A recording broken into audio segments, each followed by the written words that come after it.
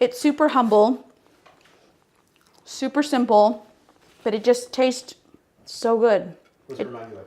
It reminds me of being 3 and 4 and living at my mom's house in Aransas, and she's trying to get to work and my dad's trying to get to work, but they're trying to feed us, and just the fact that she took that little extra step to making a taco when she could have made a big old skillet of huevos and papa, but she knew I didn't like it, and just that she took that little extra step made me feel so special. So to me, it's like a connection to her because she loved me. What I do is I share the plates of my childhood. Everything I grew up eating, everything that's tied to a memory of my abuelita and my mom and my daughters and my sisters, I try to share that in an easy recipe, because I know people, it's day to day, everyone's busy, but at the end of the day, everyone wants to come home to a great meal. So what I try to do is share my plates of my childhood in an easy, scaled down way, but still with the amazing flavors that, a nod to my family. Who would have known a bowl of frijoles is what really, like when I first started Sweet Life Bake, I thought, oh, I'm gonna teach myself to bake. That's, hence the bake. And I'm gonna share my, prowess as a baker because I'm not a good baker. I still to this day am not a great baker. So my daughter already surpassed me, I think, at the age of 10. So anything baking that you see on Sweet Life, it's my daughter.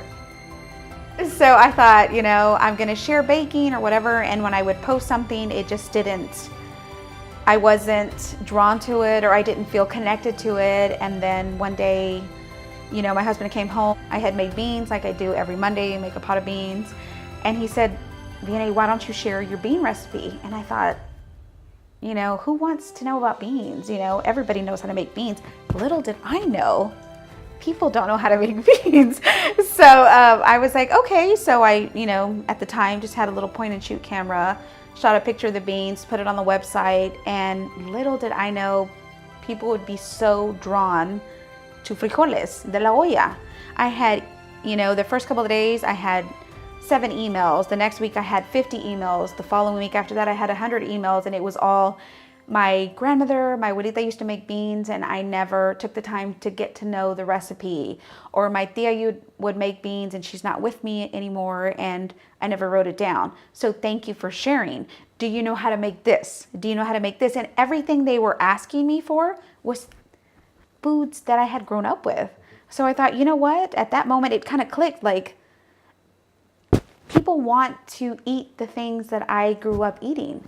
So then it went from entomatadas, it went from chorizo, it went from, chilaquiles, anything I grew up eating that reminded me of my mom, my grandmother, and I, put it out there, and people responded so well to me. And little did I know, like, a bowl of beans would take me to, now I host events and I've got 2 cookbooks, and I, do all these amazing things. So anytime anybody tells me, oh, frijoles, to me are a very essential, powerful, ingrained ingredient that I don't think get the respect they deserve, but to me are very powerful in a connection of your heritage.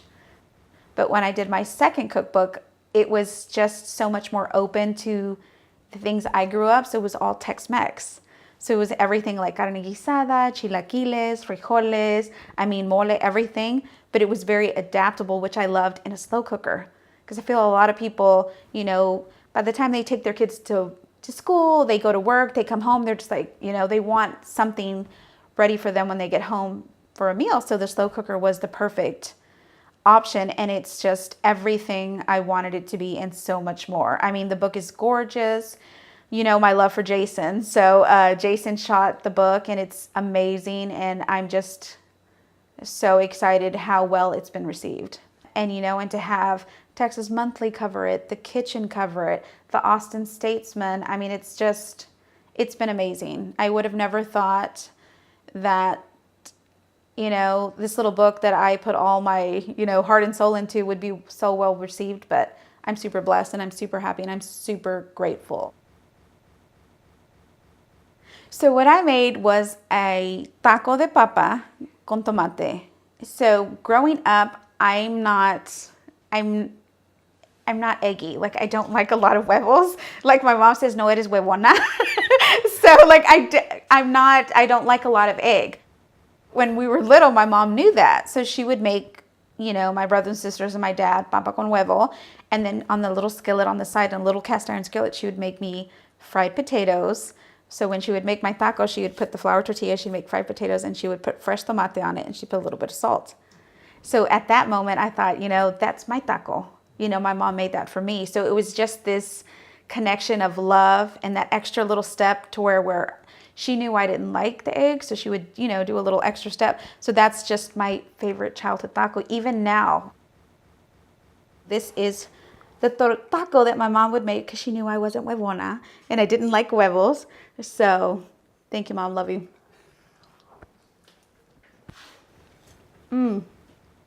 I think the evolution of the taco is great, and it's, like I love when they push the boundaries on a taco. Like, if you give me a taco de asada, pero it's like this great marinade and it's new technique or whatever, I'm all for that. But I feel like if you take away the culture and the heritage tie of it, I'm not drawn to it, because I feel like people are just now just slapping anything into a taco, and it's not like, you can't have a cotton candy taco. Don't give me that shit. It's just, the taco is so ingrained in our taste and our memories and our, childhood, that si me das un bean and cheese taco, I'm happy. It's simplicity at its best. It's the ingredients that your mom and your grandmother at a certain time could only afford, which to me is the tastiest recipes. Like, anything where, it's like a bean or simple ingredients and fresh, and it's not that it was, at the time, they were doing the best what they could for us, but to me, those are the best recipes, because that's at the time where, they were here struggling and they were working 2 or 3 jobs and they're trying to put a meal on the table. And to me, it makes it taste even better. The taco is very humble, very inviting, very day-to-day, people trying to make it here in America, where they come from Mexico. My parents came from Mexico. They came over here right away. Both of them had 2 jobs. They were like, we're going to give our kids the best that we can give them. And at the end of the day, when we come around the table and, my mom's making fresh flour tortillas every day, and she's got beans and she's got salsa. And that's just, to me, is the flavor and the essence of everything my parents did to secure me this great life that I live.